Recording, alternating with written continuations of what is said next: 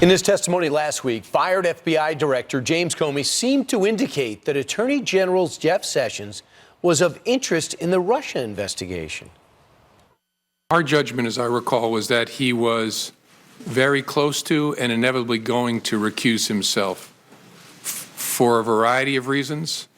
We also were aware of facts that I can't discuss in an open setting that would make his continued engagement in a Russia-related investigation problematic.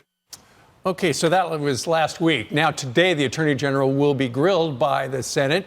But our next guest says ignore the fallout and get to know that man. Former counsel to the Senate Judiciary Committee, Brian Darling, has worked with Senator Sessions when he was Senator Sessions and now joins us. Brian, why do you think he's coming out there today? Well, I think he's coming out there to set the record straight. And the Jeff Sessions I know is a good man. I mean, as a preliminary matter, we need to understand this. I do believe this is a witch hunt. It's a fishing expedition, and it's all politics by the Democrats. I think Jeff Sessions, as senators know, they served with him. He's a good man. He's an honorable man. He served the state of Alabama with distinction as a senator. And I don't think if you get any of these senators alone in a room, even Democrats, they would have a bad word to say about Jeff Sessions. Yeah, but you know what happens when you inject politics into things, Brian. Also, we understand, according to Axios, apparently Senator Sessions is going to say that that conversation in February he had with James Comey didn't happen the way that James Comey described it last week, which is a big thing because James Comey, just as Mr. Sessions, will both be under oath. So then it becomes, who do you believe? Right. It does become who do you believe? And also it comes down to memories and who remembers these conversations more specifically. But ultimately, do we really think that Jeff Sessions colluded with the Russians to fix the election? No, nobody believes that. So what are we doing? And the Senate is supposed to be investigating collusion by the Russians or Russian interference in the American elections. Everything you're saying could be true. Everything you're saying could be true. However, they're going to ask him two tracks. They're going to say, why'd you fire Comey when you're supposed to recuse yourself on Russia, number one? And number two, they're going to say, why'd you meet with Kislyak and not tell anybody? And up to the debate is a meeting in the Mayflower Hotel. Where do you think that's going? What are his answers there? Well, first of all, nothing precludes the Attorney General, even if he's recused from the Russian investigation, from talking and consulting with the President about firing James Comey. I mean, the President has a right to fire James Comey, and he did. And there was no element of that precludes that because it doesn't necessarily touch on the Russian investigation.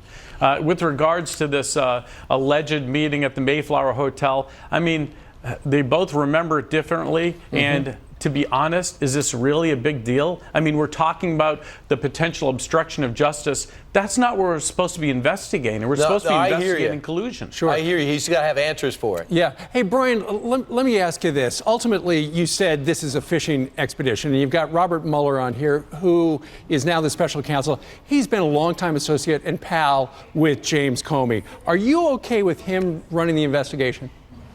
Well, I think there are problems. I think there obviously are problems that he's hired a lot of individuals that contributed to Democrats. Also, he's very close with James Comey, and that creates a conflict of interest. I'm a little bit uncomfortable with it, but ultimately, this should be an investigation about Russian interference in the American election, not this bogus fishing expedition and this witch hunt to see if somehow these Jeff Sessions and others lied under oath.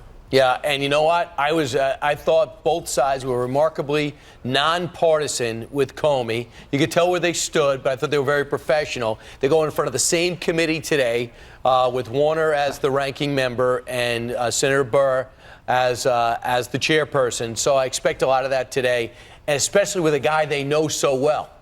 Yeah, expect a lot of partisanship. Republicans are going to be trying to get to the bottom of Russian interference in the election, and the Democrats are going to make it all about 2018 and trying to muddy up the election, beat up on Sessions as a proxy war against the Trump administration. Sorry to cut you off, but lastly, do you think it's true that he offered his resignation?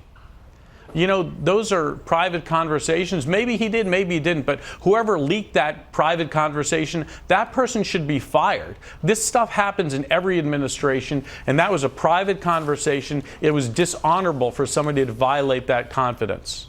All right. Brian Darling joined us from our nation's capital. Brian, thank you very much.